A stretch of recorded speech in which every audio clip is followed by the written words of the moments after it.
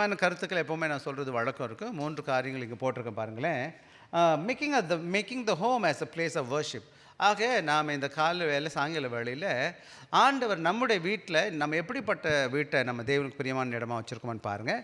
3 முக்கியமான காரியம் எது பார்த்திங்கன்னா வேத பகுதி நம்ம பேசுகிறோம் பாருங்களேன். ஒன்று, need for worship in the home. அதாவது வீட்டில் வழிபாட்டு ரொம்ப ரொம்ப அவசியம் அல்லது தேவைன்னு பேச போகிறோம். ரெண்டாவது, role of the head of the household. அந்த வீட்டில் இருக்க தலைவருடைய முக்கியமான பங்கு, அதாவது நம்ம வீட்டு தலைவரின் பங்குன்னு போட்டு பார்க்குறோம். மூணாவது, எய்ம். எதுக்கு நம்ம அங்கே வீட்டில் ஆராதனை வேணும்னு கேட்டால் அது நோக்கம் என்னன்னு கேட்டு சர்வ் த லார்ட். என்ன செய்யணும்? தேவனை அல்லது கர்த்தரை நாம் சேவிப்பது. இதுதான் இன்றைக்கி நம்ம பேச போகிற முக்கியமான காரியம். அதுக்கப்புறம் ஒரு சில காரியங்களை பின்னாடி கொடுத்துருக்கேன், அது அப்புறமா நம்ம பேச போவோம். சமீபத்தில் நான் என்ன பண்ணினேன்னு கேட்டால், சமீபத்தில் ரொம்ப நாள் என் வீடு பின்னாடி ஒரு பக்கம் வீடு இருக்குது. கொஞ்சம் எனக்கு கொஞ்சம் நான் இந்த கோவிட் காலங்களில் நிறையா பன்னு வாங்கி கொடுக்குறது, அந்த கொடுக்குறது, இது கொடுக்குறதெல்லாம் நிறைய பேருக்கு கொடுத்துக்கிட்டு இருந்தேன். அப்போ கொடுத்தும்போது என்ன ஆச்சுன்னு கேட்டால், எனக்கு கொஞ்சம் நூடுல்ஸ்லாம் நிறையா இருந்துச்சு. அப்போ ஒரு வீடு பின்பக்கம், எனக்கு வீடு பின்னாடி இருந்தாங்க. அவங்களுக்கு 7 பிள்ளைங்க. அவங்க வாடகை வீட்டில் இருக்கிறாங்க, 2 ரூம் ஃப்ளாட்டில் இருக்கிறாங்க. அப்போ அந்த வீட்டுக்கு என்னத்தை எடுத்து போனேன், இதெல்லாம் எடுத்துகிட்டு போகிறேன், இந்த நூடுல்ஸ்லாம் கொடுக்கலாம் ஏழைகளாக இருக்காங்களேன்ட்டு. உள்ளே பார்த்தா 7 பிள்ளைங்க, அப்பா அம்மா சேர்த்து 9 பேர். வீடு சின்ன வீடாக இருக்குது. ஆனால் என்ன இருக்குதுன்னு கேட்டிங்கன்னா, அவங்க வழிபாடுகிற காரியமெல்லாம் நிறைஞ்சிருக்குது. வெளியில் உள்ள எல்லாத்தையும் அந்த இடம் பார்த்திங்கன்னா எப்படி இருக்குதுன்னு கேட்டால், ஒரு குட்டி என்னவா இருக்குது. வீடு சின்ன வீடு, இந்த பிள்ளைங்கலாம் படுக்கிற இடம் அங்கே தான் இருக்குது. அதுவும் அந்த 9 பேரில் 2 முதலும் கடைசியும் பொண்ணு, இது கடையில் 5 ஆம்பளை பசங்க. ஸோ மொத்தம் 6 ஆம்பளைங்க, 3 பெண்கள் எல்லாம் அங்கே இருக்கிறாங்க. ஒரே சின்ன வீடு. நான் உள்ளுக்குள்ளே போகலை, அப்படின்னு கொடுத்துட்டு பார்த்தா எனக்கு அப்படியே தெரியுது, இதென்னடா இப்படி இருக்கே அப்படின்னு சொல்லிட்டு. இன்றைக்கி நீங்கள் HDB ஃப்ளாட்டில் நம்ம இருக்கிறோம். பல வேலைகளில் பல இடங்களுக்கு நான் போயிருக்கிறேன், வீடுகளை சந்தித்து நான் பார்த்துருக்குறேன். சில வீட்டில் போகிறதுக்கு முன்னாடியே அந்த வீடு என்னன்னு தெரிஞ்சிடும். சில வீடு மட்டும் தெரியாது, சிலர் அவங்க போடுற உடையிலேருந்தே கண்டுபிடிக்க முடியும் அவங்க யார் அப்படின்னு சொல்லிட்டு. ஆக இன்றைக்கி நீங்களும் நானும் கவனமாக கவனிக்க வேண்டிய பாடம் என்னன்னு கேட்டிங்கன்னா, ஒரு சில வீட்டில் என்ன பண்ணுவாங்கன்னு கேட்டிங்கன்னா, டெய்லி காலையிலையும் சாயங்காலம் மாலையில் என்ன பண்ணுவாங்க, வணங்குற வழக்கத்தை நம்ம பார்த்துருவோம். விசேஷமாக என்னுடைய தகப்பனார் என்ன பண்ணுவார்னு கேட்டிங்கன்னா, 2 நேரம் என்ன பண்ணுவார், காலையில் எழுந்திரிச்சு குளிப்பார், பல்லு விளக்குவார், எக்ஸசைஸ் பண்ணுவார், அப்புறம் சாமி கும்பிடுவார், அப்புறம் சாயங்காலமாக அதே பண்ணுவார். வீட்டில் என்ன இருக்குன்னு கேட்டால், ஒவ்வொரு வீட்லேயும் ஒரு குட்டி ஒரு அறை இருக்கும். பார்த்துருக்கீங்களா? அடிக்கடி எல்லாமே பண்ணுவாங்க. ஆனால் கிறிஸ்தவ வீடு எப்படி, நம்ம வீடு எப்படி இருக்குது? வாங்க, அதை பற்றி தான் இன்றைக்கி உங்களோட கூட பேச போகிறேன். ஆக இந்த உலகத்தில் என்ன நடக்குதுன்னு கேட்டிங்கன்னா, இந்த உலகமானது என்ன பண்ணிகிட்டு இருக்குன்னு கேட்டிங்கன்னா, நாம் பல விதத்தில் விசேஷமாக விசுவாச பிள்ளைகளாக்கி விசேஷமாக கிறிஸ்தவர்களாக்கி பல வேலைகளில் நம்முடைய ஆவிக்குரிய காரியங்கள் பிளர்டுன்னு சொல்லுவாங்க. பிளர்டுனா என்ன தெரியுமா? ஒரு மங்கல் ஆயிடுச்சு. சபை வந்தால் போதும், கடவுள் ஆராதனை என்பது எங்கே மட்டும்தான் நான் செய்யணும், காலையில் 6க்கு 6, அதாவது ஆராதனைக்கு ஒரு நாள், வாரத்துக்கு ஒரு நாள் போயிட்டு நான் என்ன செஞ்சிடறேன், நல்லலுயா போட்டுட்டு சர்ச்சில் போயிட்டு நான் முடிஞ்சு போச்சு என் ஆராதனை அப்படின்னு நீங்கள் ரொம்ப பேர் யோசிச்சுட்ருப்பீங்கன்னா, இன்றைக்கி நம்ம சரியாக திருத்திக்கணும். அது மாத்திரம் கிடையாது, நாளுக்கு நாள் என்னன்னு கேட்டிங்கன்னா, ஆண்டவருக்கு நான் உண்மையாக இருக்கிற காரியமும் என்ன செய்யுது, ஓரளவுக்கு என்ன செஞ்சுன்னு கேட்டிங்கன்னா, அந்த அளவுக்கு இல்லை. நம்ம உண்மையாக இருக்கணும்னு நினைக்க கிடையாது, மற்ற காரியங்களுக்கு நம்ம கொடுத்துட்டோம். அதுக்கு மாத்திரம் கிடையாது, செக்குலரிசம் சொல்லுவாங்க. இன்றைக்கி நாளடைவில் தேவ பயமும் பக்தியும் வீட்டில் இல்லை. உலக காரியங்களை சபைக்குள்ளே வருகிறது, வீட்டுக்குள்ளே பார்க்குறோம். ரொம்ப கடவுளை அறியாத பிள்ளைகள் போல் நம்ம நடக்கிறத நம்ம பார்த்துட்ருக்கோம் இந்த கிறிஸ்தவ விலகாத்தில். ஆக இன்றைக்கி நான் உங்கள்கிட்ட சொல்கிற காரியம் என்னன்னு கேட்டிங்கன்னா, கிறிஸ்தவ குடும்பத்துக்கு ஆண்டவருடைய பேர் என்ன கொடுத்துக்கிறாருன்னா, கவனண்டல், உடன்படிக்கையின் ஆலயம், உடன்படிக்கையின் பிள்ளைங்க, உடன்படிக்கையின் ஐக்கியம். நம்மை தேவன் என்ன செஞ்சாருன்னா, ஆபிரகாம் மூலமாக அழைத்து அவர் தம்முடைய பிள்ளையாக என்னை மாற்றிருக்கிறாருன்னா, அவருக்கும் எனக்கும் என்ன செஞ்சுருக்கு, ஆபிரகாம் மூலமாக நான் உடன்படிக்கையின் மகனாக இருக்கிறேன். என்னவா இருக்கிறேன்? உடன்படிக்கையின் பிள்ளையாக இருக்கிறேன். ஆண்டவருக்கும் என்ன உடன்படிக்கை இருக்குது. என்ன உடன்படிக்கைன்னா, என்னுடைய வீடு ஆண்டவருக்கு பிரியமான வீடாக இருக்கணும். அதுதான் இஸ்ரவேல் ஜனங்களுக்கு தேவன் கொடுத்த வாக்கு. அவர் சொன்னார், நீங்களாம் என்னுடைய பிள்ளைகளாக இருக்கிறீங்க. பஸ்கா பண்டிகை பற்றி உங்களுக்கு கேள்விப்பட்டிருப்பீங்க. என்னது, எந்த நிலக்கால்கள் ரத்தம் பூசப்படுதோ அந்த கால் என்ன கிடையாது, அங்கே சங்காரக்கூட போக மாட்டான். கடத்தலுடைய பிள்ளைகள் விடுதலையாக்கப்படுவாங்க. ஆண்டவர் விடுதலை கொடுத்து ஆபிரகாம் மூலமாக அவங்களை ஆசீர்வதிச்சிருக்கிறார் இல்லையா? ஆக இங்கே நம்ம பார்க்க வேண்டிய பாடம் என்னன்னு கேட்டிங்கன்னா, அவங்க என்ன பண்ணினாங்கன்னு கேட்டிங்கன்னா, ஆண்டவரை விட்டு தூரமாக போகிறத பார்க்கணும்.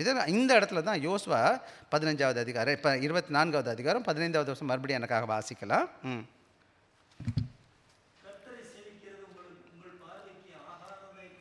ஆகாததாய் கண்டால் யாரை நீ சேவிப்பீர்கள் என்று இன்று தெரிந்து கொள்ளுங்கள். நரிக்கு அப்புறத்தில் பிதாக்கள்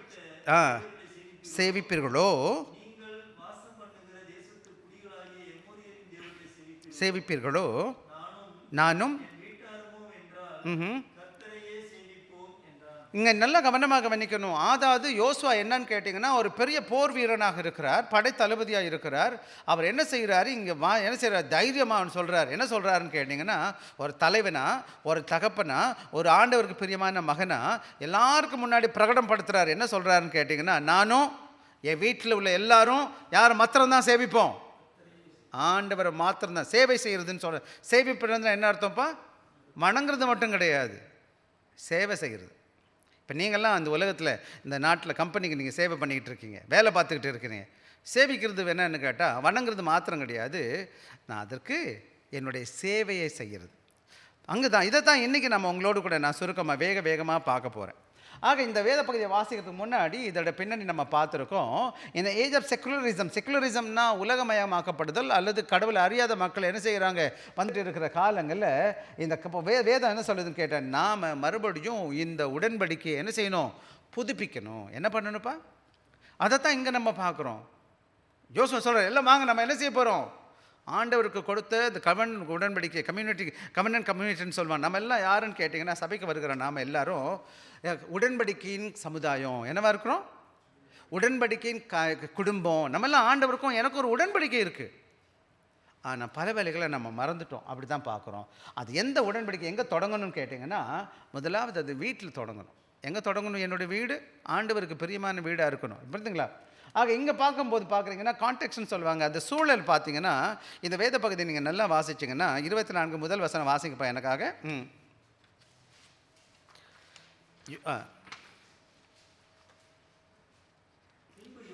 பின்பு யோசுவா இஸ்ரவேலின் கோத்திரங்களை எல்லாம் கூடிவர பண்ணி மூப்பரையும் தலைவரையும் நியாயாதிபதிகளையும் அதிபதிகளையும் வரவழைத்தான். அவர்கள் சந்நிதியில் வந்து வாங்க. என்ன சைடு நடக்குதுன்னு கேட்டிங்கன்னா, இந்த புக்கை படிக்கும்போது இது யோசுவான்ற புத்தகம் எத்தனாவது புத்தகம்னு கேட்டிங்கன்னா, வேதத்தில் 6வது புத்தகம். முதல் 5 புத்தகம் ஆதியாகம், யாத்ராகம், லேவியராகம், என்னாகும், உபாகம், மோசே எழுதுனது. மோசைக்கு அப்புறமா தலைவர் யாருன்னு கேட்டிங்கன்னா யோசுவா இருக்கிறாரு. யோசுவாக்கிட்ட என்ன நடக்குதுன்னு கேட்டிங்கன்னா, யோசுவாக்கு என்ன செய்கிறாரு, அடுத்து தான் ஆண்டவர் அது மோசே சொல்கிறார், நீ தான் இவர்களை எங்கே கொண்டு போகணும், கானான் தேசத்துக்கு கூட்டிகிட்டு போகணும்னு சொல்கிறாரு. இவர் தான் என்ன செய்கிறாருன்னு கேட்டிங்கன்னா, முதல் 5 அதிகாரம் பார்க்கும்போது இவர்கள் எல்லா ஜனங்களையும் எங்கே கொண்டு போகிறார், கானான் தேசத்துக்கு கொண்டு போகிறார். அப்புறம் 6வது வசனத்தில் 12வது வசனம் என்ன செய்கிறாரு, எல்லா இடங்களையும் என்ன போர் செஞ்சு எல்லாத்தையும் மேற்கொள்கிறாரு. அதுக்கப்புறம் 6லேருந்து 7 13லேருந்து என்ன நடக்குதுன்னா 22வது அதிகாரம் வரை என்ன எல்லாருக்கும் அது பகிர்ந்து கொடுக்குறார். யார் பகிர்ந்து கொடுக்குறா? எல்லா மக்களுக்கும் யார் எங்கே போகணும், எந்த தங்கணும் எல்லாத்தையும் கொடுத்துட்டார்.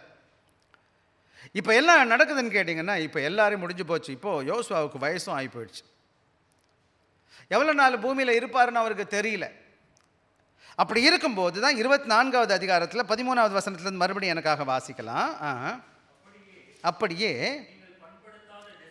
நீங்கள் பண்படுத்தாத தேசத்தையும்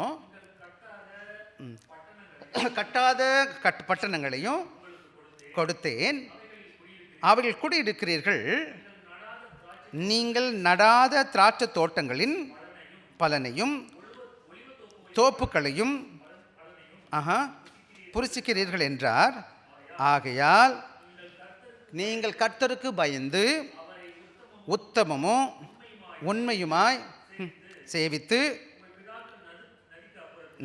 நடிக்க அப்புறத்திலும் எகிப்திலும் அகற்றிவிட்டு ஆக நடக்கிற காரியம் நீங்கள் வேதத்தை டைம் இருக்கும்போது அந்த முழு அதிகாரத்தை வாசித்து பார்த்தீங்கன்னா அவர் என்ன செய்வார்னு கேட்டிங்கன்னா, ஆபிரகாமில் இருந்து தொடங்கிடுவார். ஆபிரகாம தேவன் எப்படி கூட்டிகிட்டு வந்தார், எப்படி உங்களை ஆசீர்வதிச்சார், எப்படி வாக்குத்தத்தம் பண்ணி இன்னைக்கு உங்களுக்கு ஆண்டவர் தம்முடைய வாக்கை என்ன செய்யலை, அவர் சொன்னதை ஆமான்று செய்து நிச்சயமாக என்ன செய்ய உண்மையும் உத்தமமாக செய்து கொடுத்துருக்கிறார். இப்போ நீங்கள் எப்படி இருக்கிறீங்க? பரதேசியாக இருந்தீங்க. முதல்ல எகிப்தில் இவங்க எப்படி இருந்தாங்கய்யா? அடிமையாக இருந்தாங்க. அப்புறம் 40 வருஷம் வனாந்தரத்தில் எப்படி இருந்தாங்க? பரதேசியாக இருந்தாங்க. ஆக ஒன்றுமே கையில் கிடையாது, அட்ரஸ் கிடையாது, என்ன கிடையாது, ஒரு வீடு கிடையாது. பரதேசியாக போயிட்டே இருக்கிறாங்க, ஒன்றும் நிரந்தரமாக கிடையாது. இப்போ ஆண்டவர் தலைகீழ மாற்றிட்டார். அவர்களை எல்லா ஆசீர்வாதங்களும் கற்றுக் கொடுத்துட்டார். 13வது வசனம் சொல்லுது, என்னென்ன கொடுத்துருக்காருன்னு சொல்லுது பாருங்க, வாசிப்போமா? அவர்கள் எந்த தேசத்தில் இருக்கிறாங்கன்னா அவங்க கஷ்டப்பட்டு கட்டலை, பண்படுத்தலாம் பார்க்கல. அடுத்து அவன் கட்டவாத பட்டணம். அடுத்து அவன் எங்கே இருக்கிறாங்க? கட்டாத வீடு. அவங்க கட்டலை, வீடு நல்ல நல்ல வீடு கடவுள் கொடுத்துருக்கிறாரு. அடுத்து யார் தோட்டம்? அதுவும் அங்கே என்ன செய்யுது, தாட்டு தோட்டம்லாம் வைக்கப்பட்டிருந்துச்சு, அதன் பலனை புசிக்கிறாங்க. ஆக தேவன் என்ன செய்கிறாருன்னு கேட்டிங்கன்னா, ஒரு கானான் தேசம் என்பது பாலும் தேனும் ஓடுகிற காசம் கிடையாது. எப்படின்னு கேட்டால் இவங்க வேர்வை சிந்தாதபடி அவர்களுக்கு தேவன் ஆசீர்வாதத்தை கொடுத்துருக்கிறார். ரொம்ப ஜாக்கிரதையாக இருக்கணும். இந்த அருமையான கால வேலையில் சாயங்கால வேலையில் உங்களை பேசுகிறேன். எதுவரை இந்த ஜனங்கள் ஒன்றில்லாமல் இருந்தாங்களோ அதுவரை ஆண்டவர் கத்தரை நோக்கி பார்த்தாங்க.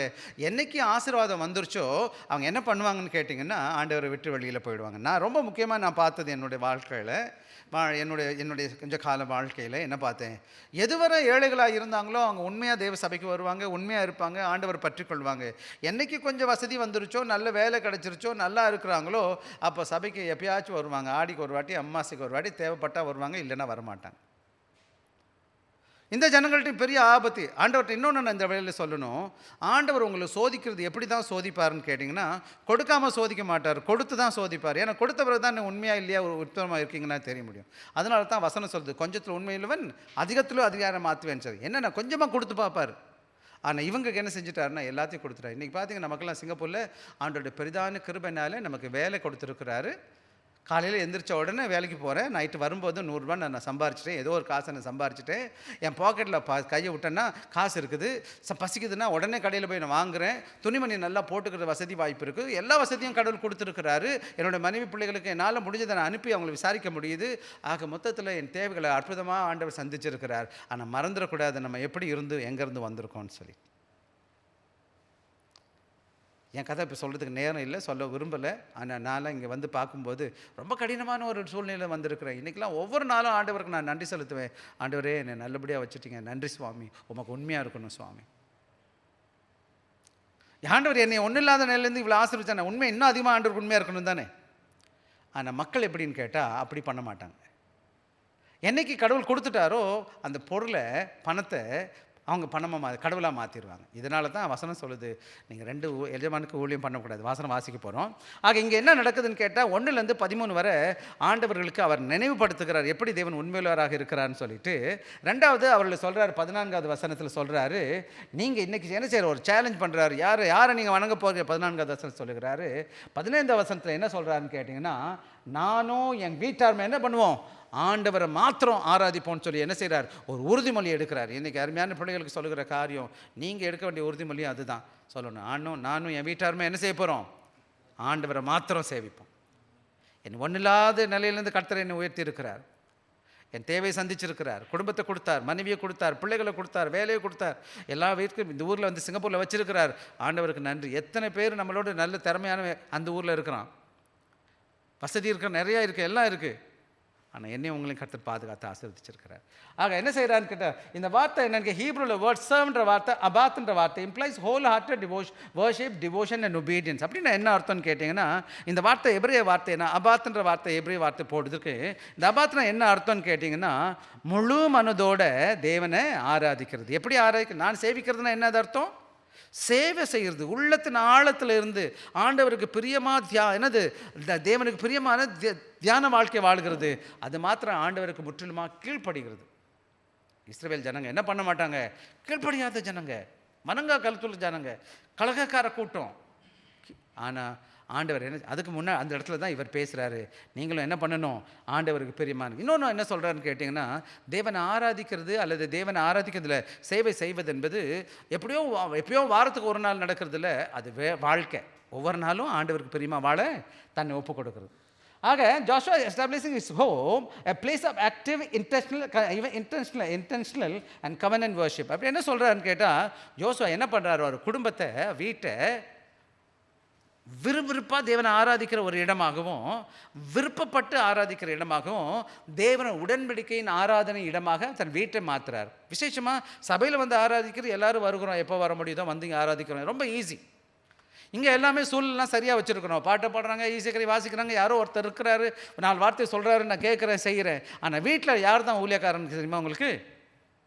உங்கள் வீட்டில் யார் ஊழியக்காரு? உங்கள் வீட்டில் ஆசாரியர் யார் சொல்லுங்கள்? நான் தான் சொல்லுங்கள். நான் தான் என் வீட்டுக்கு ஆசாரியன். நான் தான் என் வீட்டில் என்ன இருக்கிறேன், ஆண்டவரோட ஊழியக்காரன். ஒவ்வொரு வீட்லேயும் ஒவ்வொரு அப்பாவும் ஒவ்வொரு அம்மாவும் என்ன செய்யணும்னு கேட்டால், அந்த வீட்டை ஆராதனையோட கூடமாக மாறணும். பாருங்கள், கடவுளை அறியாத வீட்டில் பார்த்தீங்கன்னா என்ன பயபக்தியாக எல்லாத்தையும் செய்கிறாங்க. நீங்கள் ஆண்டவர் அறிஞ்சிருக்கிறீங்க, இந்த உலகத்தை பட்டது மகா உன்னதமான ஆண்டவர் யாருன்னு உங்களுக்கு தெரியும். அந்த ஆண்டவருடைய பிள்ளைகளாக இருக்கிற நாம் என்ன செய்யணும்னு கேட்டிங்கன்னா, ஒவ்வொரு நாளும் தேவனை ஆராதிக்கிற பிள்ளைகளாய் காணப்பட வேண்டும். வாங்க ஒவ்வொரு வீட்லையும் வேகமாக வாசிப்போம். வாங்க 15வது முதல் பகுதியை வாசிங்க எனக்காக. 15 முதல் பகுதியை. கர்த்தரை சேவிக்கிறது உங்கள் பார்வைக்கு ஆகாததாய் கண்டால் இன்னும் யாரை சேவிப்பீர்கள் என்று. இன்னைக்கு பார்த்தீங்கன்னா நமக்கு எல்லாருக்கும் என்ன நடக்குதுன்னு கேட்டிங்கன்னா, temptation to serve other god. இன்னைக்கு பல விதமான தேவர்கள் இந்த உலகத்தில் இருக்கிறாங்க, நிறையா பேர் வந்துட்டாங்க. ஒரு பக்கம் பணம், இன்னொரு பக்கம் மீடியா இருக்குது, இன்னொரு பக்கம் பொழுதுபோக்குறது, தூங்குறது, என்னென்னமோ பண்ணிக்கிட்டு திரிகிறாங்க. எது வேணாலும் பண்ணிக்கலாம். இன்றைக்கி பார்த்திங்கன்னா ஆண்டவரை ஆராதிக்கப்படி என்ன நடக்குதுன்னு கேட்டால், அந்த இடத்துல என்ன நடந்துச்சுன்னு கேட்டிங்கன்னா, கானானிகள் என்ன செய்கிறாங்க, கானான் தேசத்துக்கு போகிறாங்க. கானான் தேசத்துக்கு போன உடனே என்ன நடக்குது, எகிப்தில் இருக்கும்போது எகிப்தில் நிறையா தேவதைகள் இருந்தாங்க. வனாந்திரத்தில் மட்டும் ஒன்றும் இல்லாமல் இருந்துச்சு. இப்போ புது ஊருக்கு போயிட்டாங்களா, புது ஊரில் நிறையா என்ன வந்துருச்சு, அவங்களுக்கு வழிபடுகிற தெய்வங்கள் வந்துட்டாங்க. ஆண்டவர் இந்த 40 வருஷம் என்ன செஞ்சார், நல்ல வேதத்தை கற்றுக் கொடுத்தார்.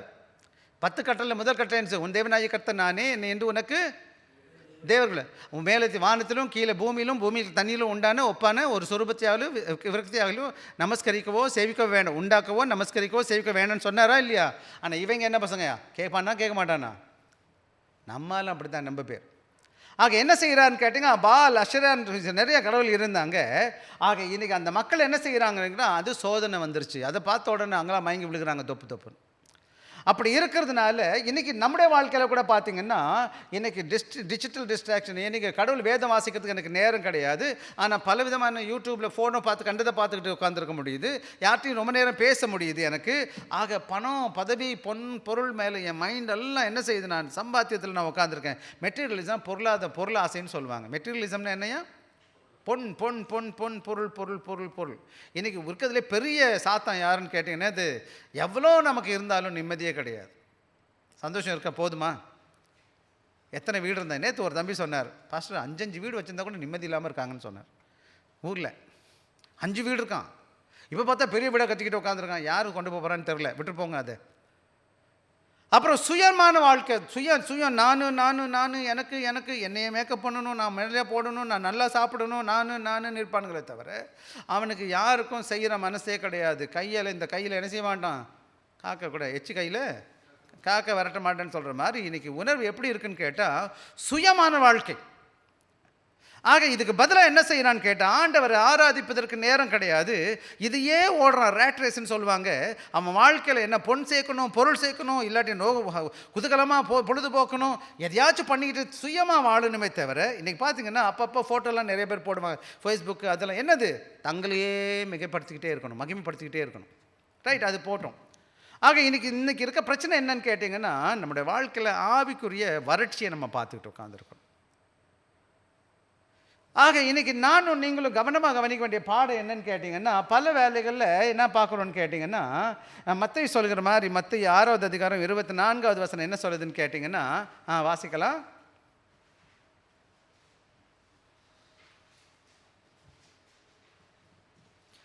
6:24 வேகமாக வாசிப்போம். 2 எஜமான்களுக்கு ஒருவனாலும் கூடாது. ஒருவனை பகைத்து சிநேகிப்பான், ஒருவனை பற்றி கொண்டு அசட்டை பண்ணுவான். தேவனுக்கும் உலக பொருளுக்கும் என்ன புரிஞ்சுக்கணும்னு கேட்டிங்கன்னா, அதாவது நீங்கள் சொல்கிறது எனக்கு புரியுது பாஸ்டர், பணம் வேணும்ல பாஸ்டர். பாஸ்டர்லாம் எப்படி பாஸ்டர் நான் வேலை பார்க்குறது? வேலைக்கு தானே வந்திருக்கிறேன், சம்பாதிக்க தானே வந்திருக்கிறேன்.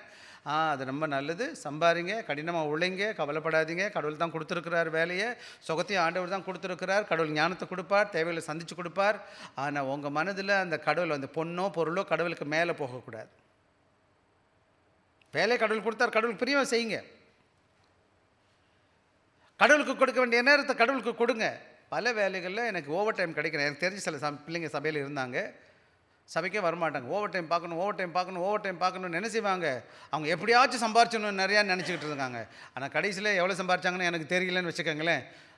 நான் உங்களுக்கு சொல்லித்தரேன், ஆண்டவரை நீங்கள் கனப்படுத்தி பாருங்கள் உங்கள் வாழ்க்கையில். அதாவது சில நேரங்களில் சில வேலைகள் தவிர்க்க முடியாமல் வேலை பார்த்தீங்கன்னா நான் வருத்தப்பட மாட்டேன். சில நேரங்களில் வேலை பண்ணி தான் ஆகணும் இல்லையா? ஆனால் சில நேரங்களில் உங்களுக்கு சாய்ஸ் இருக்கும். ஆனால் நீங்கள் எதை விரும்புவீங்க? அப்போ நீங்கள் ஆண்டவர் கனப்படுத்துறீங்களா இல்லையா? அப்போ ஆண்டவர் ஆசீர்வதிக்கணும் வேணாமா? அப்போ எப்படி ஆண்டவர் ஆசீர்வதிப்பான்னு நம்ம நினைக்கிறோம்? ஆண்டவருக்கு முதலிடம், ஆண்டவருடைய நாம மகிமைக்காக வாழணும். ஆண்டவரே இது நீ இதெல்லாம் கொடுத்தீங்க, உண்மையில் நான் உங்களுக்கு சொல்லித்தரேன் தம்பிங்களா. கொட்டி கிடந்தாலும் கோல்டு தங்கம் கொட்டி கிடந்தாலும் ஆண்டோட கிருபை இல்லைன்னா ஒட்டவே ஒட்டாதுன்னு சொல்லுவாங்க. ஒன்றுமே எனக்கு இல்லை, ஆனால் நான் நிம்மதியாக இருக்கிறேன், சந்தோஷமாக இருப்பேன். ஏன்னு கேட்டிங்கன்னா ஆண்டவர் எனக்கு நிம்மதியும் சமாதானத்தை கொடுப்பார். அதனால் சோம்பேறித்தனத்துக்கு நான் இடம் கொடுக்கல. நீங்கள் நல்லா உழைக்கணும், கடினமாக உழைத்து சேர்க்கணும், சேர்த்து வச்சது ஞானமாக செலவு செய்ய கடவுள் ஞானத்தை கொடுக்கணும். ஆனால் நல்லா புரிஞ்சுக்கணும், வேலையும் தேவைகளையும் ஆண்டவர் சந்திக்கிறவராக இருக்கிறார். என்னோடய நேரத்தை ஒதுக்கிட்டு என்ன செய்யக்கூடாது? பொன்பொருளை சேர்க்கறதுல போகக்கூடாது. இன்னொன்று நான் உங்களுக்கு சொல்வேன், தேவன் எது தேவையோ உங்களுக்கு தேவைகளை சந்திப்பார், நிச்சயம் சந்திப்பார். ஆண்டோட பெரிதான கிருபைனால இன்றைக்கி வரை நான் எங்கேயும் ஓடலை, வைக்கல, என் தேவையில் எந்ததையும் குறைவில் வைக்கல, ஆண்டவர் குறை வைக்கல. நான் சொல்லியிருக்கேன் சண்டேயில் நான் எதுக்கும் வரமாட்டேன், என்னை கூப்பிடாதீங்க. இது ஆண்டவரோட நாள், இது ஆண்டவரோட வீடு, இது ஆண்டவரோட நாளில் ஆண்டவருக்கு பிரியமான நாள். இங்கிலீஷ் இதுவும் சொல்லப்போனால் தமிழில் நாங்கள் சொல்லுவோம் கர்த்தருடைய நாள். இது யாருடைய நாள்? இது தேவனுடைய நாள். என்ன சொல்லுவோம்? அப்போ கர்த்தருடைய நாள்னால் யாருக்கு சொந்தம்? அப்போ அந்த நாளில் நீங்கள் சொந்தத்துக்காக உங்கள் வேலைக்கு பண்ணலாமா? ஆக இன்னொரு முக்கியமான காரியம் என்னன்னு கேட்டிங்கன்னா, நாம் நல்லா புரிஞ்சுக்கணும், இன்றைக்கி நிறைய காரியங்கள் நம்ம செய்கிறோமே தவிர ஆண்டவரை என்னோடய வாழ்க்கையில் கனப்படுத்துவதற்கு நேரம் நான் கொடுக்கல. ஆராதனை என்பது அல்லது சேவை என்பது என் தேவனுக்கு கொடுக்க வேண்டிய கனத்தை மகிமையை நான் கொடுக்கணும். அதே போல் ஜோஷுவா இன்னொரு காரியம் என்ன சொல்கிறாருன்னு கேட்டிங்கன்னா, என்ன செய்கிறாருன்னா எல்லாரையும் பார்த்து கேள்வி கேட்குறாரு. அவங்களுக்கு என்ன செய்கிறாரு? 15 முதல் பகுதி மறுபடியும் வாசிங்க எனக்காக. கர்த்தரை சேவிக்கிறது உங்கள் பார்வைக்கு ஆகாததாய் கண்டால் பின்ன யாரை சேவிப்பீர்கள் என்று அவர் முன்னாடி ஒரு சவாலை வைக்கிறார், கன்ஃபரண்ட் பண்ணுறாரு. அவருக்கு முன்னாடி சொல்கிறாரு. அவர் என்ன சொல்கிறாரு? 2 பக்கம் இருக்கப்பா, 2 தேர்ந்தெடுக்கலாம். கர்த்தரை என்னது? கர்த்தரை சேவிப்பது ஆகாது. அவர் யாரை சேவிப்பீங்க? இன்னைக்கு உங்கள் முன்னாடி 2 காரியத்தை வச்சுருக்கிறார். ஒரு காரியம் கிடையாது, 2 காரியம் இருக்குது. அவர் என்ன சில கொலவில் பிடிச்சி செய்யணும்னு சொல்லலை, அவங்கள்ட்ட விட்டுட்டார். நீ தீர்மானி. இன்றைக்கி சபையில் கூட பார்த்தீங்களா, நான் ஒன்றும் ப்ரெஷர்லாம் கொடுக்க மாட்டேன். ஃபோன் அடிச்சு அப்பா நல்லா இருக்கீங்களாப்பா, ஏப்பா வரல, அப்படி கேட்பேன்னு தவிர நான் என்ன செய்ய மாட்டேன், விரட்ட மாட்டேன், கேட்பேன். சில பிள்ளைங்களுக்கு நியாயமான கேள்வி காரணங்கள் இருக்கும். ஆனால் ஆராதிக்கிறது என்பது உங்கள் உள்ளத்துலேருந்து வரணுமே தவிர யாரும் உங்களை வாய்க்குள்ளே திரிச்சு இப்படி தான் செய்யணும்னு சொன்னால் அது உண்மையான ஆராதனையாக இருக்காது. அதே போல் கொடுக்குறது வாங்குறது கூட, கடவுள் ஊழியத்தில் நான் பார்த்து ₹1 கூட யார்ட்டையும் நான் இன்றைக்கி வர கேட்டது கிடையாது. கொடுக்குறது உங்களுக்கும் கடவுளுக்கு உள்ளது. அது கடவுள் கொடுத்தாரு, கடவுள் கொடுங்க, அது நீங்கள் கடவுள் ஆசீர்வாதத்தை பெற்றுக்கொள்வீங்க. யாராச்சும் ஏமாற்றி வாங்கினா அது நல்லதா? அது நல்லது கிடையாது. ஆண்டோட பிள்ளைங்க யாரும் ஏமாற்ற மாட்டாங்க. நான் நிச்சயமாக விரும்புறது கிடையாது, ஆண்டவரும் விரும்ப மாட்டார், எனக்கு நல்லா தெரியும். ஆனால் ஒன்று மட்டும்தான், உங்கள் உள்ளத்தின் ஆழத்தில் இருந்து இந்த நாள் ஆண்டவருடைய நாள், இந்த நாளை நான் ஆண்டவருக்கு கொடுப்பேன், நீங்கள் கொடுத்து பாருங்கள். உங்கள் முன்னாடி 2 வழி இருக்குது. ஒன்று அகல வாசல், இன்னொன்று குறுகிய வாசல். ஆண்டவருக்காக வாழ்கிறது, ஆண்டவருக்கு பிரியமாக ஜீவிக்கிறது, ஆண்டவர் சித்தத்தை செய்கிறது. இந்த நாளில் நான் ஒன்றும் பண்ண மாட்டேன், இது எனக்கும் ஆண்டவருக்கும் என்னது தீர்மானம். முடிஞ்ச மட்டும் கடந்த 10-30 வருஷ காலங்களாக ஞாயிற்றுக்கிழமை நான் திருடுனது கிடையாது. எனக்கு விரும்பப்பட்டு அன்றைக்கி நான் ட்ராவல் பண்ண மாட்டேன். முடிஞ்ச மட்டும் ஒன்று முன்னாடி இல்லை பின்னாடி சண்டே எங்கேயாச்சும் இருக்கணும் எனக்கு சர்வீஸில். சில நம்மளால் எப்போ தான் லீவு, எப்போ தான் எடுப்பாங்க டிக்கெட்டு? என்னையா பாஸ்டர் டிக்கெட்டு சனிக்கிழமை நைட்டு எடுத்துக்கிறேன் பாஸ்டர். ஏன்? சண்டேலாம் ட்ராவல் பண்ணுவார் அவர். எப்படியா? கடவுளோட நாள் தெரியும் தானே உனக்கு, ஞாயிற்றுக்கிழமை ஆண்டவருக்கு எங்கே ஒரு ஆறுதனி போகணுன்னு. ரைட், போயிட்டு போகுது. அதாவது வெஸ்லியன் ஃபேமிலின்னு சொல்லுவாங்க. வெஸ்லி ஃபேமிலி, சுசன்னா வெஸ்லின்னு யார் இருந்தாங்க நீங்கன்னா, அதாவது இங்கே மெத்தடி சர்ச்னு சர்ச்சஸ் இருக்குது, நீங்கள் கேள்விப்பட்டிருப்பீங்க, பார்த்துருப்பீங்க. மெத்தடி சர்ச்சை துவங்கினது பேர் யாருன்னு கேட்டால் ஜான் வெஸ்லி, ஜார்ஜ் வெஸ்லின்னு அண்ணன் தம்பி 2 பேர். அந்த அம்மா, அந்த ஜான் வெஸ்லியுடைய தாயார் யாருன்னு கேட்டால் சுசன்னா வெஸ்லின்னு பேர். மொத்தம் 19, 18, 20 பிள்ளைங்க அவங்களுக்கு. அவங்க என்ன செய்வாங்களாம், ஒவ்வொரு பிள்ளையும் கிச்சன் டேபிளில் உட்காந்து என்ன செய்யணும், ஒவ்வொரு நாளும் ஜெபிக்கணும், வேதத்தை வாசிக்கணும், சாப்பாடு கொடுக்கறதுக்கு. அவங்க அந்த தாய் என்ன பண்ணாங்க, அந்த 2 பிள்ளைகளையும், 2 பிள்ளைங்க மட்டும் அந்த மற்ற பிள்ளைகளையும் என்ன செஞ்சிட்டாங்க, வேதத்தை வாசிக்கணும், ஜெபிச்சு தான் சாப்பாடே கிடைக்கும் அந்த காலத்தில். இப்போ கிடையாது. ஆக இன்றைக்கி உங்கள் வீட்டில் எவ்வளோ ஜபக்கூட்டம் இருக்குது, எவ்வளோ வேதம் வாசிக்கிறது இருக்குது, எத்தனை பேருடைய அப்பாவும் அம்மாவும் ஆண்டவருக்கு பிரியமாக இருந்தால் தான் சாப்பாடுன்னு சொல்கிறாங்க. உங்கள் வீட்டில் நீங்கள் ஃபோன் அடிக்கிறீங்க, எனக்கு நல்லா தெரிஞ்சு நீங்கள் சொல்கிறீங்க, என்கிட்ட பாஸ்டர் நான் இங்கே இருக்கிறேன், என் மனைவி என் பிள்ளைகளும் அங்கே இருக்கிறாங்க, நான் எப்படி பாஸ்டர் சொல்கிறது? ஃபோன் எடுத்த உடனே கேளுங்க, அம்மா தோத்துறோம், நல்லா இருக்கியா, இன்றைக்கி சர்ச் போனியா, 2 பேரும் உட்காரு, பைபிள் பிள்ளைங்க வாசிச்சாங்களா, ஜெபம் பண்ணிங்களா, வாங்க நம்ம எல்லாம் ஜெபிப்போம். ஃபோன் எடுங்க, வாட்ஸ்அப் ஓப்பன் பண்ணுங்கள். ஓப்பன் பண்ணது என்ன செய்யணும், வீடியோலேயே போய் பாருங்கள், வழி நடத்துங்க சபையை. வீட்டில் எந்த வீடு ஆண்டவருக்கு பயப்படுதோ, எந்த வீடு தேவனை சார்ந்து இருக்குதோ, எந்த வீடு என்னது தேவ காரியங்களை செய்கிறதோ, அந்த வீட்டில் என்ன இருக்குது, கிருபை இருக்குது, தேவ சமாதானம் இருக்குது, சந்தோஷம் இருக்குது, அது உடன்படிக்கை. அந்த வீட்டில் தேவன் கனப்படுத்தப்படும் போது கடவுள் உங்களை ஆசீர்வதிக்கிறார், உங்கள் குடும்பத்தை நிம்மதியும் சமாதானத்தையும் கண்டு வருவார். பிரச்சனை வரும், நிச்சயம் வரும், ஆண்டோட கிருபை இருக்குது, நம்மளை எப்படி நடத்துவார்னு சொல்லிட்டு. ஆக சுசன்னா வெஸ்லி என்ன பண்ணாங்கன்னு கேட்டிங்கன்னா, தான் பிள்ளைங்க 2 பேரையும் ஆண்டவர் பின்னாடி நாட்களில் இந்த 2 பேரும் பெரிய எழுப்புதலை உண்டாக்குனாங்க இங்கிலாண்டில். ஏன்னு கேட்டால், அது எங்கே தொடங்குச்சுன்னு கேட்டால், தாயாருடைய கிச்சனில் சாப்பாட்டுக்கு முன்னாடி வேதத்தை வாசிக்கிறது, ஜெபிக்கிறது. ஆக ஜோஷுவா என்ன செஞ்சிட்டாரு, அவர்களுக்கு முன்னாடி 2 விதமான வாசலை வச்சுட்டாரு. ஒன்று, ஆண்டவரை சேவிக்கிறியா இல்லை பாகாலை சேவிக்கிறியா, உன் முன்னாடி 2 வழி இருக்குது. இன்றைக்கி நமக்கு முன்னாடி 2 இருக்குது. ஆண்டவருக்கு பிரியமாக வாழ்கிறதும் என் கையில் இருக்குது, ஆண்டவரை விட்டுட்டு நான் எப்படி வேணாலும் பன்னிக்குட்டி மாதிரி வாழணும், அதுவும் வாழ்ந்துக்கலாம், அது உங்கள் கையில் இருக்குது. எது முக்கியம்னு நீங்கள் யோசிச்சு பாருங்கள். ஆண்டவருக்கு கொடுக்க வேண்டிய நேரத்தை கொடுப்பீங்கன்னா ஆண்டவர் உங்களை படிப்படியாக வழி நடத்துவார். இந்த ஜனங்களை கடத்தில் என்ன செஞ்சார், ஒன்றில்லாத அடிமையாக இருந்தவங்கள 430 வருஷத்தில் 400 வருஷம் அடிமையாக இருந்தாங்க. அதுக்கப்புறம் கடவுள் கொண்டு வருகிறார். அப்புறம் கொண்டு வந்து 40 வருஷம் என்ன செய்கிற வனாந்தில் அலையிறாங்க பரதேசியாக. அதுக்கப்புறம் எல்லாத்தையும் கர்த்தர் கொடுத்தா. இன்றைக்கி நான் உங்களுக்கு இன்னொன்று காரியம் சொல்ல விரும்புகிறேன். நீங்கள் உண்மையாக இருந்தீங்கன்னா உங்கள் காலத்தில் பெரிய அளவில் நீங்கள் ஆசீர்வதிக்கப்படலைன்னா மாட்டேங்க. ஆனால் உங்கள் பிள்ளைகளோட வாழ்க்கை உங்களை காட்டிலும் பன்மடங்கு ஆசீர்வாதமாக இருக்குது. காரணம், நீங்கள் ஆண்டவருக்கு பிரியமாக இருந்ததுனால. உண்மை நான் சொல்கிறேன். இன்றைக்கி சிஎஸ்ஐயில் லூத்தரன் திருச்சபைகள்லாம் போனீங்கன்னா அந்த பெத்த தாய் தகப்பெல்லாம் ஏழைகளாக இருந்திருப்பாங்க. ஆண்டவரை ஏற்றுக்கொண்டு வந்தாங்க, அவங்க பிள்ளைகளை நல்லா படிக்க வச்சாங்க. இன்றைக்கி பார்த்திங்கன்னா நிறையா டாக்டர்ஸ், இன்ஜினியர்ஸ் எல்லாம் சிஎஸ்ஐ லூத்தரன் சபைகளில் எங்கேருந்து வந்தாங்க, அவங்க அப்பா அம்மா சாதாரண ஜனங்கள். கடவுள் பயபக்தியாக இருந்ததுனால, பிள்ளைகளை தேவ பயபக்தியாக வளர்த்ததுனால அவங்கள படிக்க வச்சு ஆளாக்கி இன்றைக்கி நல்ல நிலைமையில் எல்லோரும் இருக்கிறாங்க. உங்கள் வாழ்க்கையில் நீங்கள் பொன் சேர்க்குறீங்க, பொருள் சேர்க்குறது தேவை. எல்லாத்துக்கும் மேல் தேவனுக்கு பயப்படுகிற பயம், ஜபிக்கிற ஜபம், ஆராதிக்கிற ஆராதனை நம்முடைய வீட்டில் தேவை அன்பான பிள்ளைகளை. சரி, அடுத்தது நம்ம இன்னொரு முக்கியமான காரியம் என்னன்னு கேட்டிங்கன்னா, நீங்கள் செய்கிற காரியம் அடுத்த தலைமுறையை தேவ பக்தி உள்ள தலைமையாக மாற்ற ஆரம்பிக்கும். சரியா? அடுத்தது நம்ம போயிடுவோமா? இதென்ன நம்ம முதலே பார்த்துட்டோம், அது மாத்திரம் கிடையாது. 2வது முக்கியமான வேத வசனம் 5வது B வாசிங்கம்மா. 5வது 2வது பகுதி வாசிங்க. சேவிப்பீர்களோ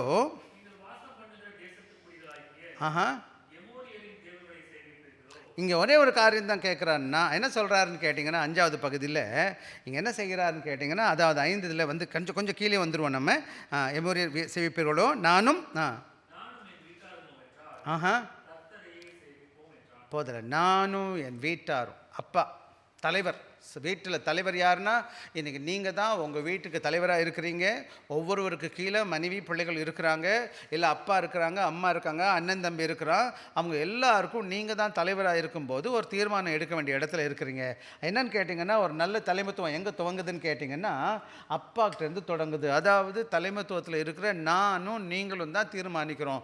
ஆக என்னுடைய வாழ்க்கையில் விசேஷமாக என்னுடைய குடும்பத்தை எடுத்து நான் நல்ல ஒரு ஆவிக்குரிய மனிதனாக இல்லைன்னா என் மனைவி பிள்ளைகள்கிட்ட எதிர்பார்க்க தேவையே கிடையாது. தேவையா இருக்கா? நான் ஜட்ஜுக்கு போக மாட்டேன், நான் பைபிள் வாசிக்க மாட்டேன், நான் ஊழியம் பண்ண மாட்டேன். அப்போ என் மனைவி பிள்ளைகிட்ட வாங்க வாங்கன்னு சொன்ன வருவாங்களா? நான் முன்னாடி போனால் தான் அவங்க என் பின்னாடி வருவாங்க. ஆக நானும் நீங்கள் என்ன செய்ய, Joshua didn't say my house will worship. Joshua சொல்லலை என்னோட வீட்டார்லாம் ஆராதிப்பாங்க.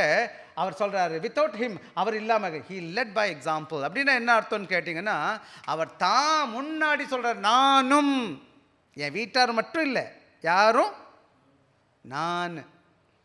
ஒரு நல்ல தலைவன் யாருன்னு கேட்டால், நல்ல அப்பா யாருன்னு கேட்டிங்கன்னா, அந்த பிள்ளைகளுக்கும் அந்த குடும்பத்துக்கும் முன்மாதிரியாக இருக்கிறவனாக இருக்கிறான். நான் முன்னாடி போகலைன்னு கேட்டால் என் மனைவி பிள்ளைகள்கிட்ட பிரசங்கம் பண்ண பிரயோஜனமா? இல்லை. அதனால் நீங்களும் நான் என்ன செய்யணும்னு கேட்டிங்கன்னா, 1 தீமோத்தேயு 3வது அதிகாரம் 4, 5 எனக்காக வாசிங்கப்பா. 1 தீமோத்தேயு 3வது அதிகாரம் 4வது வசனம் 5வது வசனம் வாசிப்போம்.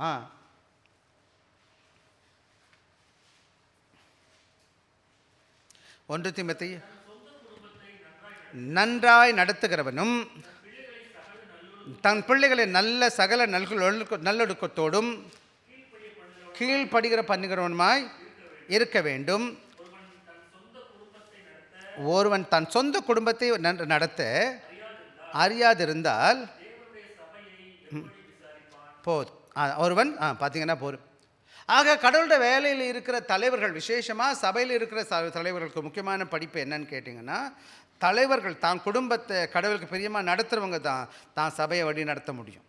எனவே யோசுவா என்ன செய்கிறாருன்னு கேட்டிங்கன்னா, ஒரு நல்ல தலைவனாக இருக்கிறார். அவன் தானும் என்ன செய்கிறாரு, எல்லா மற்ற வேலைக்கார தலைவர்களுக்கு முன்னாடி முன்மாதிரி என்று சொல்கிறாரு.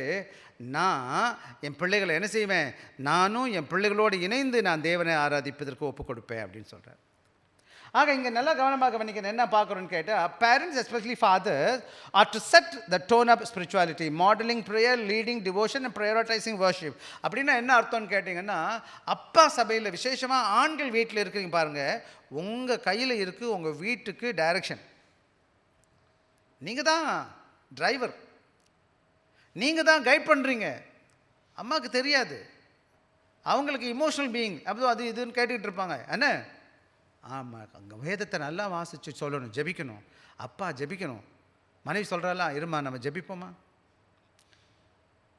பக்தி பைபிள் வாசியாமா, பிள்ளைகளுக்கு ஜெபம் பண்ணி கொடுத்தியாமா, வாமா நம்ம 2 பேரும் ஜெபிப்போம்.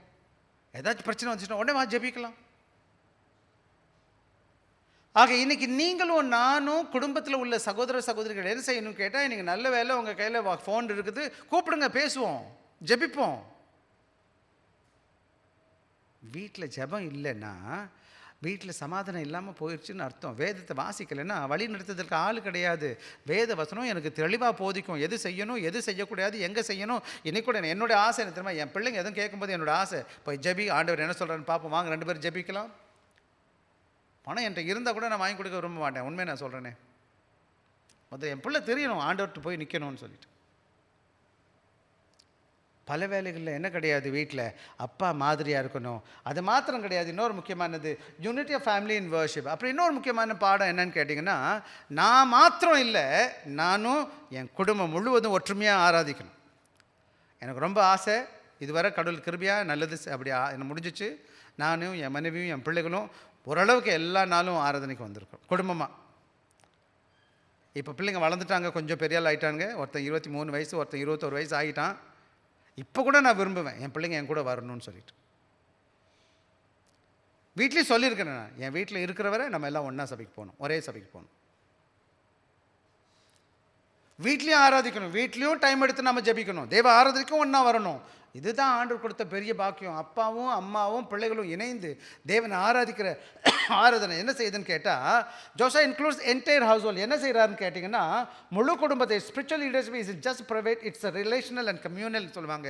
ஆக ஒரு நல்ல தலைவர் யார் வீட்டில்னு கேட்டிங்கன்னா, அப்பா ஒரு ஆவிக்குரிய தலைப்படாக மட்டும் கிடையாது, எல்லாருக்கூடையும் உறவு வைத்துக்கிற ஆவிக்குரிய உறவு இருக்குது. அப்புறம் மட்டும் கிடையாது, அப்பா பேசுகிற விசேஷமாக எங்கள் வீட்டில் ப்ரேயர் நடக்கும்போது நாங்கள் என்ன பண்ணுவோன்னு கேட்டால், வேதத்தை பாட்டு பாடுவோம், வேதம் வாசிப்போம், எல்லோரும் சிலர் பகிர்ந்து கொள்வோம். அப்புறம் ஏதாச்சும் கேள்வி கேட்போம், உங்களுக்கு என்னடா எப்படான்னு கேட்டுக்கிட்டு சில காரியங்களை நம்ம பகிர்ந்து கொண்டுட்டு நம்ம ஜெபிக்க ஆரம்பிப்போம். இந்த வீட்டில் பிரச்சனை இருக்குது, அங்கே இருக்குது, இங்கே இருக்குது, என்ன தேவை இருக்குன்னு நம்ம பேச ட்ரை பண்ணுவோம். அப்போ எல்லோரும் சேர்ந்து ஜெபிக்க முயற்சி செய்வோம். இல்லை நான் ஒரு ஆள் யாராச்சும் ஒருத்தர் லீட் பண்ணுவோம்.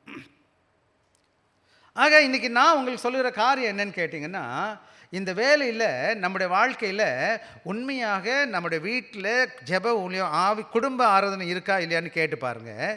நீங்கள் வேதத்தை இணைந்து வாசிக்கிறீங்களா, ஜெபிக்கிறீங்களா, பாடுகிறீங்களான்னு கேட்டு பாருங்கள். ஐயா எனக்கு நல்லா தெரியுது பாஸ்டர், எனக்கு ரொம்ப பைபிள் வாசனைலாம் படிக்க தெரியாது, எனக்கு நிறைய பாட்டெலாம் என்ன தெரியுதோ பாடுங்க. அதை என்ன தெரியுதோ இப்போல்லாம் பாட்டை போட்டுக்கிட்டு சேர்ந்து பாடலாமே, பைபிளை வாசிக்கலாமே. பைபிள் எடுத்து ஒரு பகுதியை வாசிச்சுட்டு புரிஞ்சது சொல்லலாமே ஒருத்தருக்கு ஒருத்தர். உங்கள் வீட்டில் எத்தனை பேர் தான் வீட்டில் ப்ரேயர் வச்சுருக்கீங்க, ஆராதிக்கிறீங்க சேர்ந்து? தேவ ஆராதனை ஞாயிற்றுக்கிழமைகளில் எவ்வளோ எனக்கு தெரியுது. நீங்கள் எல்லோரும் வேலை பார்க்குறீங்க, சண்டேயில் ஒரு நாள் தான் லீவ் இருக்குது. குடும்பமாக முடிஞ்ச மட்டும் நீங்கள் இங்கே சபைக்கு வாங்க, உங்கள் வீட்டில் சர்ச் போக சொல்லுங்கள். சர்ச் போயிட்டு வா. அந்த பாஸ்டர் கூப்பிட்டு எங்கள் வீட்டில் சர்ச்சுக்கு வந்தாங்களா இல்லையான்னு கேளு. பாஸ்டர் எங்கள் வீட்டுக்காரம்மா வந்தாங்களா வரலையா, என் மகன் வந்தானா மகளெலாம் வரலையான்னு கேட்டு பாருங்கள். ஆவிக்குரிய மன்னா வேணும்.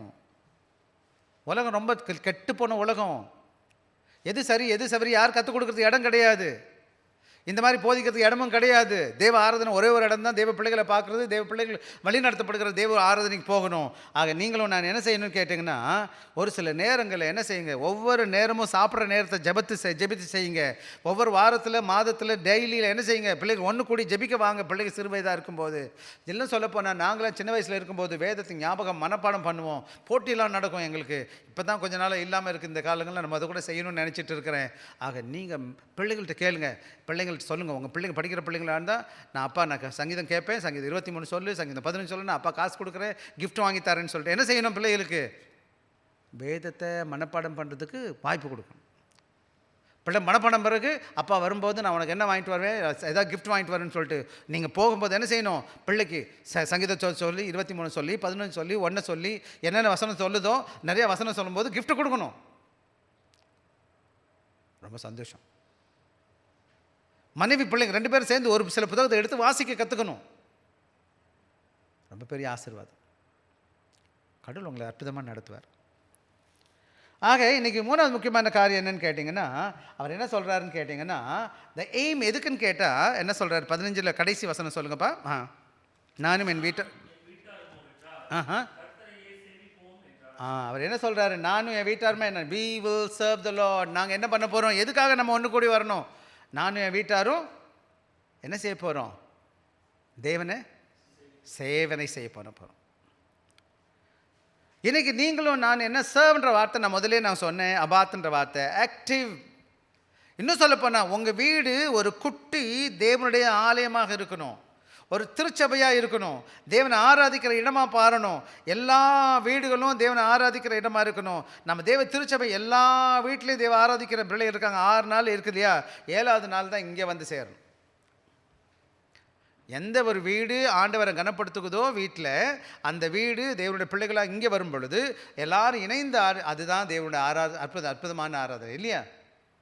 இன்றைக்கி பல வேலைகளில் எப்படி நடக்குதுன்னு கேட்டிங்கன்னா, வீட்டில் ஆராதனை இல்லாமல் இருக்கும்போது ஒரு காஞ்ச ஆவிக்கிற வாழ்க்கை, ஜபம் இல்லை, பாட்டு இல்லை, தேவனை ஆராதிக்கிற வாய்ப்பு இல்லை. நீங்கள் சொல்கிறது எனக்கு புரியுது. ரொம்ப பிஸியாக இருக்கேன் பாஸ்டர், ரொம்ப டயர்டாக இருக்கேன். டைம் எடுங்க, கண்ணை மூடுங்க, ஜெபிங்க, கொஞ்சம் நேரம் முட்டி போடுங்க, படுக்கைக்கு முன்னாடி உட்காருங்க. ரோமர் 12வது அதிகாரம் 1வது வசனம் வாசிங்க.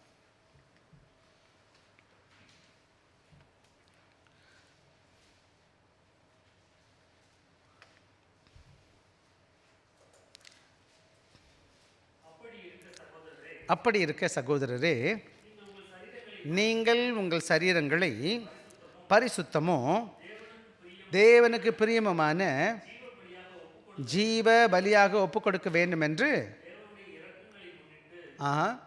வேண்டிக் கொள்கிறேன். ஆக தேவன் விரும்புகிற காரியம் என்னன்னு கேட்டிங்கன்னா, உங்கள் வாழ்க்கையில் 24 மணி நேரமும் 365 நாளும் ஒரு வருடத்தில் உங்கள் வாழ்க்கை முழுவதும் தேவனுக்காக வாழ்கிற வாழ்க்கை இருக்குது பார்த்தீங்களா, அதுதான் உண்மையான ஆராதனை. அப்படின்னா என்ன அர்த்தம்னு கேட்டிங்கன்னா, என்னோடய வாழ்க்கையே ஆராதிக்கிறதாக காணப்படும். என் குடும்பத்தை என்ன செய்யணும், குடும்பத்தோட சூழல் எப்படி மாறணும், ஒரு தெய்வீக பிரசன்னத்தை காணணும். அங்கே தேவனுடைய ஆராதனை காணப்படணும். தேவ பிள்ளைகளுடைய பாடல் பாடணும். தேவ சத்தத்தை கேட்டுக்கிட்டே இருக்கணும் அங்கே கடவுளை காரியத்தை. இன்றைக்கி வீட்டுக்குள்ளே நுழைஞ்சோடனே என்னத்தை தான் நம்ம பார்க்குறோம், பொட்டி டிவி போட்டி பெருசா. சில பேர் அப்படியே அது ஓடிக்கிட்டே இருக்கும். இப்போலாம் ரொம்ப சில வீட்டில் எப்படி போட்டிருக்கு, அது ஓடிக்கிட்டே இருக்கும். யார் பார்க்குறாங்களோ பார்க்கலையோ அது சத்தம் கேட்டுக்கிட்டே இருக்கணும் சிலருக்கு. அது என்ன கணக்குன்னு தெரியல. அப்புறம் எல்லோரும் முறைச்சிக்கிட்டு இருப்பாங்க அதையே பார்த்துக்கிட்டு. ஒரே டைரெக்ஷன் உட்காந்து எங்கே வச்சுருப்பாங்க, எல்லாம் அந்த பொட்டியே முறைக்கிறது. நம்ம ஒருத்தர் உட்காரணும். எனக்கு சின்ன வயசில் டிவி பொட்டிலாம் இருக்கும்போது நம்ம எல்லாம் ஒருத்தர் பார்த்து உட்காந்துருப்போம்ல, சேர்ந்து உட்காந்து சாப்பிடுவோம்ல. அந்த மாதிரி வீட்டில் தேவனை ஆராதிக்கிற ஒரு சூழலை உருவாக்கணுமே தவிர, ஆண்டவரோட சூழலை இழந்து போகிற மாதிரி எந்த காரியத்தையும் வீட்டில் வைக்கக்கூடாது. வீட்டில் விசேஷமாக நம்மளோட ஹாலில் வரும்போது ஹால் பக்கத்தில் டிவி பொட்டிலாம் வைக்காமல் தூக்கி ஓரம் போடுங்க எங்கேயாச்சும். அதை வச்சுக்கோங்க, நீங்கள் உங்கள் வீட்டில் பார்த்துங்க. மற்றவங்க வந்தால் நம்மகிட்ட பேசட்டும். டிவி பொட்டிக்குள்ள அவங்களும் வருவாங்க, யாராச்சும் வருவாங்க, அவங்களும் அந்த சோஃபாவில் பார்க்காத அந்த பொட்டிக்குள்ளே பூந்துக்குவாங்க. இதே எப்படி போயிட்டு போகுது. ஆக நானும் நீங்களும் என்ன செய்யணும்னு கேட்டிங்கன்னா, நம்முடைய சரீரங்களை தேவனுக்கு பிரியமான பலியாக ஒப்பு கொடுக்கணும். அதுதான் நீங்கள் செய்ய வேண்டிய புத்தியுள்ள ஆராதனைன்னு சொல்கிற ஆவிக்குரிய ஆராதனை. அந்த ஆராதனை எப்படிப்பட்டதாக இருக்குன்னு கேட்டால், என்னுடைய ஜீவியத்தை தேவனுக்கு நான் ஒப்பு கொடுக்குறேன், என் மனைவியோட ஜீவியத்தை தேவனுக்கு ஒப்பு கொடுக்குறேன், என் பிள்ளைகளோட வாழ்க்கையை தேவனுக்கு ஒப்பு கொடுக்குறேன். நானும் என் மனைவியும் என் பிள்ளைகளும் கைகோர்த்து கொண்டு ஆண்டவரை நான் ஆராதிக்க போகிறேன். இது உங்கள் தீர்மானம். எனவே நானும் நீங்கள் என்ன பண்ணணும்னு கேட்டிங்கன்னா, இதுதான் active serve home must become miniature sanctuaries where God is honored daily. ஒவ்வொரு நாளும் தேவனை ஆராதிக்கிற இடமா இருக்கணும், கனப்படுத்துகிற இடமா இருக்கணும். அதனால தான் பார்க்குறோம் லெகசி ஆஃப் ஃபெய்த். அப்படி விட்டுட்டு போகும்போது, நம்ம சேவை செய்யும்போது, by choosing to serve the Lord, Joshua shaping the spiritual legacy of his family and nation. எந்த தாயும் தகப்பனும் எந்த தகப்பையும் நல்ல ஒரு முன்மாதிரி விட்டுட்டு போகிறானோ, அந்த பிள்ளைகளுக்கு நல்ல ஒரு என்னதான் ஆவிக்குரிய வழி நடத்துதலை கொண்டு போய் கொடுத்துட்டு போகிறான். இன்றைக்கி நான் கொஞ்ச நாள் இருக்கிறேன் பூமியில். எனக்கு நான் கொஞ்ச நாள் கழிச்சு நான் கூப்பிட்டு வர ஆண்டவர், நான் மேலே போயிடுவேன், என் பிள்ளைகளை விட்டுட்டு நான் போயிடுவேன்னு வச்சுக்கோங்களேன். என் பிள்ளைகளுக்கு என்ன சொத்தை நான் கொடுத்துட்டு போகிறேன், எல்லாத்தையும் தின்னு முடிச்சிடுவானுங்க. திரும்ப உங்களுக்கு எவ்வளோ கொடுத்தா போதும், எவ்வளோ கொடுத்தா போதுங்க. அப்போ என்னத்தை விட்டுட்டு போகிறது? கடவுளோட பயபக்தி. எனக்கு தெரிஞ்ச ஒரு சகோதரி இங்கே இருக்கிறாங்க இப்போ கூட. அந்த தாயார் அந்த சகோதரியுடைய தாயார் இறந்துட்டாங்க. அவங்க டெத்துக்கு நான் போயிருந்தேன். அப்போ டெத்துக்கு போகும்போது அந்த சகோதரி அந்த அம்மாவும் எனக்கு தெரியும், இறந்த சகோதரி. அவங்க என்ன கொடுத்தாங்கன்னு கேட்டால், அந்த அம்மா பைபிள் படித்து மார்க் பண்ணி வச்சுருந்தாங்க இல்லையா, அதை தான் மகள்கிட்ட கொடுத்துட்டு போனாங்க, இந்த வச்சுக்கோ அப்படின்னு. அவங்க எனக்கு காமிக்கிறாங்க, இது எங்கள் அம்மாவுடைய பைபிள் பாருங்கள் பாஸ்டர் அப்படின்னாங்க. அவங்க என்ன செஞ்சுருக்காங்க, எல்லா இடத்தும் எழுதி கலரில் பென் பண்ணி எழுதி வச்சுருக்குறாங்க. இதோட பெரிய சொத்து என்னடா இருக்குது? இந்த இந்த பைபிளை வாசிக்கும்போது அந்த தாயாருடைய ஆவிக்குரிய வாழ்க்கை தெரியுது வெளியில். அந்த தாயார் என்ன சொல்கிறாங்க, ஆண்டவருக்கு பிரியமாக வாழ்ந்துருக்கிறாங்க, வேதத்தை வாசிச்சிருக்கிறாங்க, சாகிறவரை கொடுத்துட்டு போகிறாங்க பிள்ளைகளுக்கு. தங்கம் அழிஞ்சிடும், மற்ற எல்லா பொருளும் எல்லாத்துட்டையும் இருக்குது. அந்த தாயார் படித்த பைபிள் யார்கிட்ட இருக்குது? தான் மகள்கிட்ட இருக்குது. இது யாரை காமிக்குது? என் பிள்ளைகளுக்கு அந்த தாயாருடைய பக்தியை காமிக்குது. அப்போ சொல்லுவான், எங்கள் பாட்டி இப்படி, எங்கள் அம்மா இப்படி. அது அவரோட வாழ்க்கையாக என்ன செய்யுது? நல்ல வடிவமைக்க பார்க்குது. எனவே நானும் நீங்களும் என் பிள்ளைகளுக்கு கொடுக்க வேண்டிய பாடம் என்னன்னு கேட்டிங்கன்னா, ஆவிக்குரிய வாழ்க்கை. ஒரே ஒரு வேத பகுதி வாசகம், 2 தீமோத்தேயு 1வது அதிகாரம் 5வது வசனம். 2 தீமோத்தேயு 5வது அதிகாரம் 2வது அதிகாரம் 5வது வசனம். 2 தீமோத்தேயு 1:5. அந்த விசுவாசம் முந்தி உன் பாட்டியாக லோவிசாலுக்குள்ளும் உன் தாயாகிய ஐனிக்கேலுக்குள்ளும் நிலைத்திருந்தது, அது உனக்குள்ளும் நிலைத்திருக்கிறது, நிச்சயித்திருக்கிறது. இது யார் சொல்கிறா? பவுல் தீமோத்தேயை பார்த்து சொல்கிறாரு. தீமோத்தேயு பெரிய ஆசீர்வாதம் என்னென்னா, தீமோத்தேயுடைய அப்பா யாருன்னு கேட்டிங்கன்னா, ஆண்டவரை அறியாதவர், ஒரு கிரேக்கர். அவர் விசுவாசி இல்லைன்னு நமக்கு தெரியாது. ஆனால் யார் விசுவாசின்னு கேட்டால், தீமோத்தேயுடைய அம்மா யூனிஸ். எப்படிப்பட்டவங்க? என்ன பண்ணுவாங்க? லோவிஸ், லூயா, லோவிசால்னா லூயிஸ்னு இங்கிலீஷில் சொல்லுவாங்க. லோவிசால் எப்படிப்பட்டவங்க? நல்ல பக்தியான தாய். அவங்க வளர்த்த மகப்பேர் அது ஐனிக்காயர். அவளும் நல்ல பக்தியான பாட்டியுடைய விசுவாசம், அம்மாவுடைய விசுவாசம் யாருக்கு கொடுக்கப்பட்டிருக்கு? தீமோத்தேயுக்கு கொடுத்துருக்கு. தீமோத்தேயு பின்னாடி நாட்களில் வேதத்தின் படிப்பில் ஒரு நல்ல பிஷப், பெரிய ஊழியக்காரன் பின்னாடி எபேசிய திருச்சபைக்கு மாறுகிறார்னு வேதம் சொல்லுது நமக்கு. ஆக இன்றைக்கி நீங்கள் கவனமாக கவனிக்கும் போது தீமோத்தேயுடைய விசுவாசம் எங்கே தொடங்குதுன்னு கேட்டிங்கன்னா, பாட்டியும் அம்மாவும் தொடர்ந்து சொல்லி கொடுத்து பின்னாடி நாட்களில் அவன் பெரிய ஊழியக்காரனாக வருவதற்கு வழிவகுத்தது மாத்திரம் கிடையாது, அந்த வீட்டில் அம்மாவும் பாட்டியும் பேரனும் தேவனை ஆராதிக்கிறாங்க. ஆராதிச்சுங்களா இல்லையா? எப்படி அவங்க கற்றுக் கொடுத்துருப்பாங்க பிள்ளைக்கு? சிறுபிராயத்திலேருந்து பாட்டு பாடி ஜெபம் பண்ணி கர்த்தருடைய வார்த்தையை கற்றுக் கொடுத்துருப்பாங்க. எனவே நீங்களும் நான் கவனமாக கவனிக்க வேண்டிய பாடம் என்னன்னு கேட்டிங்கன்னா, நம்முடைய வாழ்க்கையில் முக்கியமான ஒரு சில காரியங்கள் இதுலேயும் போட்டிருக்கேன், தமிழில் இந்த இதுலேயும் போட்டிருக்கேன். நீங்கள் பார்த்தீங்கன்னா புரியும். என்ன போட்டிருக்கேன்னு கேட்டிங்கன்னா, அதில் 5 காரியங்கள் போட்டிருக்கேன். ஒவ்வொரு நாளும் நான் ஆண்டவரை ஆராதிப்பதற்கு என்ன செய்யணும்னு கேட்டால், நான் என்ன வச்சுருக்கணும்? என்னுடைய நேரத்தை நான் ஒதுக்குறவனாய் காணப்பட வேண்டும். எல்லாத்தையும் நேரம் இருக்கா? அந்த தாளில் வச்சுருக்கேன் பாருங்கள், என்னென்ன போட்டிருக்கேன்னு பாருங்கள். தாள் இருக்காங்கப்பா. ரெண்டாவது முக்கியமான காரியம் என்ன? Let the Bible read aloud. என்ன? Let the Bible be read aloud and discuss at home. சத்தத்தை உயர்த்தி வேதத்தை வாசிக்கணும். எங்கள் பிள்ளைங்கள்ட்ட நாங்கள் கூடி வரும்போது நாங்கள் சத்தத்தை உயர்த்தி வாசிப்போம். பிள்ளைங்க 2 பேரும் ஆங்கிலத்தில் வாசிப்பாங்க, நாங்கள் தமிழில் வாசிப்போம். ஒரே வேத பகுதி எடுத்து நானும் ஹேனாவும் மாறி வாசிக்கிறது வழக்கம் இருக்குது. சில வேலைகள் அதை குறித்து நம்ம சிந்திப்போம், என்ன நினைப்போம், முடிஞ்ச மட்டும் நம்ம ட்ரை பண்ணுவோம் எல்லார்ட்டையும் கேட்குறதுக்கு. இல்லைன்னா நானும் ஹெல்ப் பண்ணுவேன். ஆனால் என்ன செய்யணும்? நம்ம எல்லோரும் சேர்ந்து வாசிக்கணும். அதை நம்ம என்னது உரையாடணும். எல்லாத்துக்கும் மேலே pray for with and your children daily.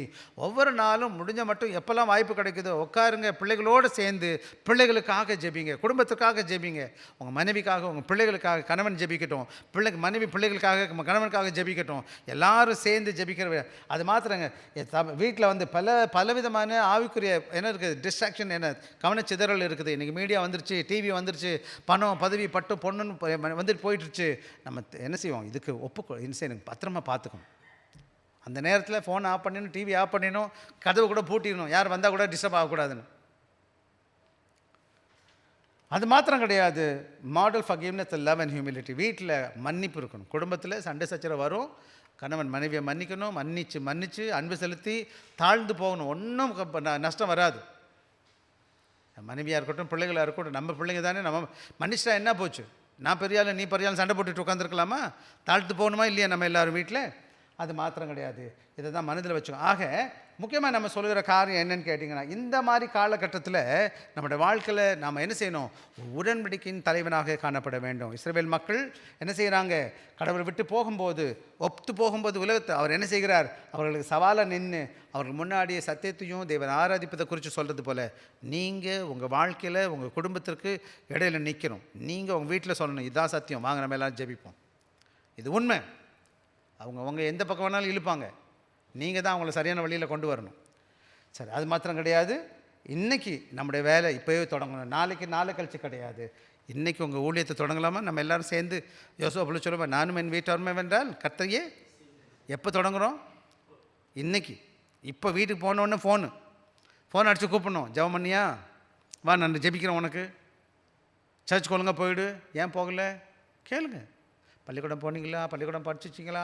Homework முடிச்சிங்களான்னு கேட்குறீங்களா? நிறைய பேர் கேட்பாங்க. அது தேவை தான், கேட்டுக்கோங்க. ஆனால் அதுக்கு மேலே ஆண்டவரை பற்றி கேளுங்க. வாங்க கண்ண முடி ஜெபிப்போம். கிருபையும் இரக்கம் நல்ல தேவனே, இந்த வேலைக்காய் ஸ்தோத்திரம். கர்த்தருடைய வார்த்தையை கேட்டு ஆண்டவரை கொடுப்பை கொடுத்ததற்காய் ஸ்தோத்திரம்.